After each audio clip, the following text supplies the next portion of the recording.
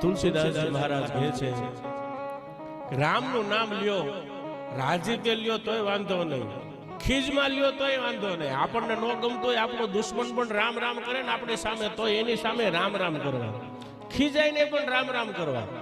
કેમ?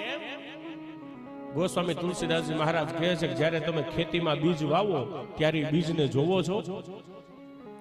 આપણે ઘઉં વાવો, બાજરા વાવો ત્યારે કોઈ જોતું નથી કે આ બી તમે સીધો વાવ્યો ઊંધો વાવ્યો. ઘઉંનો દાણો ઊંધો પડે જમીનમાં તોય ભલે, સીધો પડે તોય ભલે. બાજરાનો દાણો ઊંધો પડે જમીનમાં તોય ભલે, સીધો પડે તોય ભલે. વવાય એટલે ઉગે ઉગે ને ઉગે. એવી જ રીતે રામનું નામ ભાવે લ્યો, કભાવે લ્યો. રામનું નામ પ્રતાપ આપે આપે ને આપે, એમાં કોઈ સંશય નથી. તુલસીદાસજી મહારાજ કહે છે રામનું નામ લ્યો, રાજીતે લ્યો તોય વાંધો નહીં, ખીજમાં લ્યો તોય વાંધો નહીં. આપણને ન ગમતો હોય આપણો દુશ્મન પણ રામ રામ કરે ને આપણી સામે, તો એની સામે રામ રામ કરવા, ખીજાઈને પણ રામ રામ કરવા. કેમ?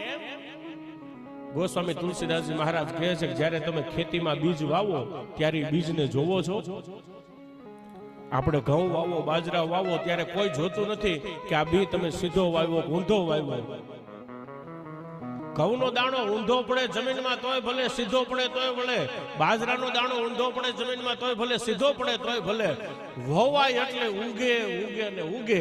એવી જ રીતે રામનું નામ ભાવે લ્યો, કભાવે લ્યો. રામનું નામ પ્રતાપ આપે આપે ને આપે, એમાં કોઈ સંશય નથી.